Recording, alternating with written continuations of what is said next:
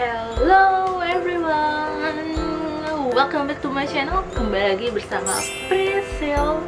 Akhirnya setelah sekian lama aku nggak membuat video, akhirnya aku membuat video lagi hari ini. Yeay.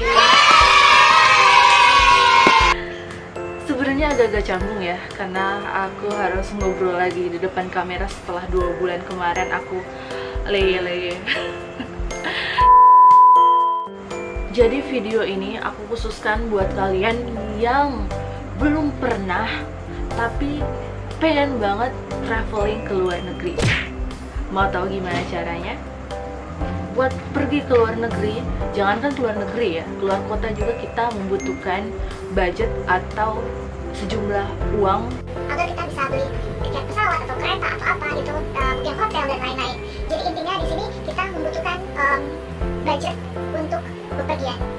Hal yang pertama kita wajib lakukan adalah menabung. Ya, menabung. Of course, karena untuk mengumpulkan sejumlah uang atau dana itu kalian harus menabung atau saving money. Jadi, sebelum kalian menabung, kalian harus membuat estimate cost atau perencanaan biaya untuk nantinya kalian pakai saat traveling. Seperti itu. Nah, kemudian barulah kalian bisa menabung dan mengatur keuangan kalian. Ini contoh aku nih. Jadi ini berdasarkan pengalaman pribadi aku. Aku itu dulu waktu menabung aku menggunakan 2 rekening. Jadi yang satu rekening ini aku pakai untuk kebutuhan sehari-hari aku, dan yang satu lagi itu aku pakai khusus untuk menabung, dan itu aku nggak menggunakan kartu ATM atau apapun itu yang bisa memudahkan aku untuk menarik uang gitu. Kemudian yang kedua itu mempunyai second income atau pendapatan lebih dari satu. Jadi waktu itu selain aku mendapatkan gaji tetap, aku juga mendapatkan pendapatan lain di online shop. Jadi waktu itu aku berjualan online dan membuat aku mendapatkan penghasilan dari situ. Oh ya, FYI ya, jadi kenapa aku bilang harus 2 pendapatan atau 2 income, karena dulu itu gaji aku hanya range-nya 1.500.000 sampai 1.800.000, kurang lebih segitu, dan itu otomatis tidak akan cukup jika aku akan memakai untuk traveling kayak gitu. Jadinya aku harus berpikir aku harus mendapatkan penghasilan lain selain gaji aku, seperti itu. Tapi buat kalian yang punya gaji atau salary di atas 2 juta, kalian nggak perlu lah ya untuk ada pendapatan lain selain gaji. Ya tergantung dari kalian aja sih, boros atau enggaknya gitu. Oke, kita masuk ke poin ketiga, dan ini penting banget. Kenapa? Karena ini berhubungan sama manajemen keuangan kamu. Gimana sih manajemen keuangan itu? Apa sih manajemen keuangan itu? Jadi manajemen keuangan itu bagaimana cara kita mengatur atau mengelola pendapatan yang kita hasilkan, kayak gitu. Jadi contoh aku, kalian bisa ikutin cara aku, bisa juga nggak sih, tergantung kalian. Jadi kalau aku yang kemarin itu, aku kan punya 2 income nih, gaji tetap sama penghasilan dari online shop aku. Jadi untuk gaji tetap itu bener-bener aku simpan utuh, aku keep, dan bener-bener aku nggak pakai sama sekali. Kemudian mungkin ada yang nanya nih, lah terus gimana dong untuk kebutuhan sehari-hari gimana? Nah, di pendapatan yang kedua aku itu, yang di online shop, itu bener-bener aku pakai buat kebutuhan sehari-hari aku. Oke, lanjut yang keempat. Oke, jadi ini yang keempat adalah mempunyai time limit. Time limit atau batas waktu yang kalian tentukan sendiri. Dengan adanya batas waktu, kalian akan terpacu buat mengejar goal yang udah kalian tetapkan sebelumnya, kayak gitu. Misalnya nih, 2 bulan depan nih aku bakal ke Singapura atau nggak ke Thailand atau kemana gitu. Nah, dalam waktu kurang dari 2 bulan kalian harus berhasil mengumpulkan uang misalnya 5 juta, seperti itu. Nah, jadi perencanaan kalian itu akan lebih matang jika kalian mempunyai batas waktu kapan kalian harus mengumpulkan uang segini gitu. Jadi waktu itu dulu cara aku untuk mengatur keuangannya itu, jadi setiap seminggu aku harus evaluasi udah berapa sih yang aku kumpulin, seperti itu. misalnya seminggu ini aku dapat 500.000, berarti 3 minggu kemudian aku mendapatkan 1.500.000, kayak gitu kurang lebih ya. Jadi mempunyai batas waktu itu sangat-sangat penting untuk membuat goal kalian tercapai. Oke, kita masuk yang kelima. Yang kelima ini adalah yang paling berat menurut aku ya, dan mungkin buat para wanita juga di luar sana. Jadi yang kelima ini adalah no jajan, no shopping.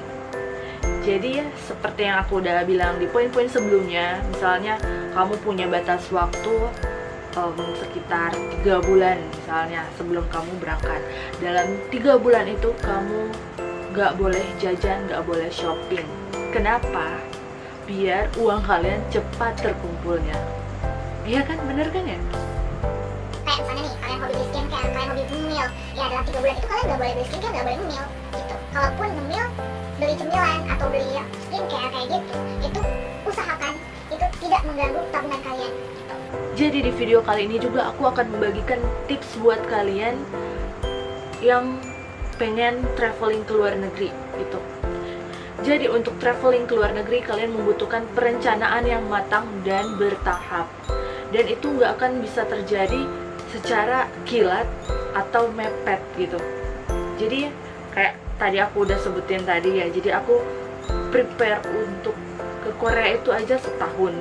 Karena pertama mengingat gaji aku yang kecil, kemudian itu pertama kali aku harus pergi ke luar negeri dan jauh. Jadi itu semua harus dipikirkan secara matang dan bertahap. Hal yang aku mau share ke kalian itu, kenapa dalam setahun itu aku nggak berubah pikiran. Karena kan ada tuh orang kalau persiapannya udah terlalu lama, kadang di tengah-tengah Udah, gue bosan, males, gak jadi deh gitu.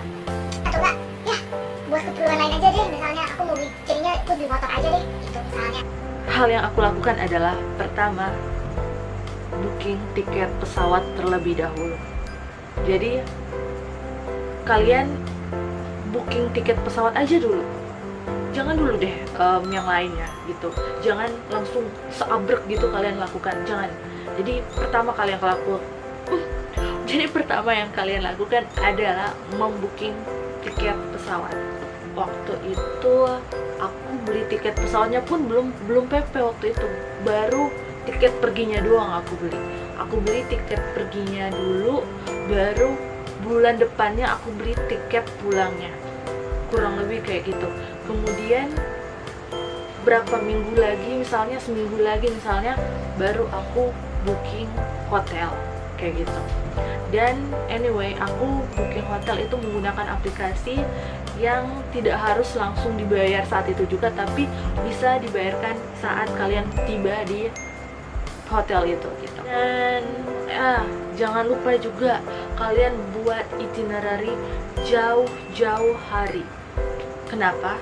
Karena itu penting, karena ketika kalian membuat itinerary, kalian harus langsung menyertakan dengan kos atau perencanaan biaya budget yang akan kalian keluarkan pada saat pergi ke tempat itu misalnya. Jadi kayak gini nih, misalnya aku bikin perencanaan ke Singapura nih misalnya. Jadi aku udah searching nih biaya MRT-nya berapa, terus misalnya makanannya berapa, terus kalau misalnya mau masuk ke tempat wisata itu berapa, itu sih. Jadi aku bikin ringkasannya dulu, baru setelah kalau udah mulai fix nih rencana, baru aku bikin versi yang bener, yang teratur kayak gitu.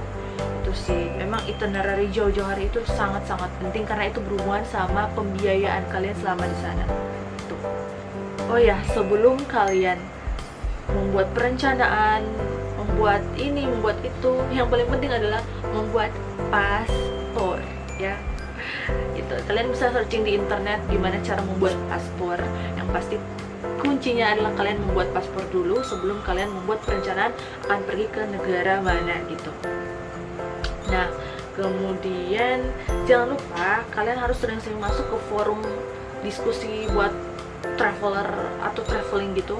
Nah, di situ kalian bisa belajar gimana sih caranya agar kalian bisa traveling dengan aman misalnya, atau enggak tempat-tempat apa yang keren yang bisa kalian kunjungi nanti kayak gitu. Dan yang terakhir, jangan lupa menukarkan mata uang itu sekitar 1 minggu atau enggak 2 minggu. Paling aman sih itu 2 minggu sebelum berangkat ya, bisa 2 minggu sebelum kalian berangkat kalian menukarkan mata uang kalian kayak gitu. Dan pengalaman aku tuh kalau menukarkan uang, biasanya aku hitung dulu dalam rupiah berapa yang akan aku keluarkan di sana, kemudian jumlah itu yang akan aku tukarkan di mata uang negara yang akan aku kunjungi kayak gitu. Oke, kira-kira segitu aja sharing-sharing aku soal pengalaman aku. Mudah-mudahan bisa bermanfaat buat kalian. Thanks for watching. Jangan lupa subscribe channel aku Priscil Chill, dan jangan lupa like video ini, komen jika kalian ada pertanyaan. See you on the next time. Bye bye.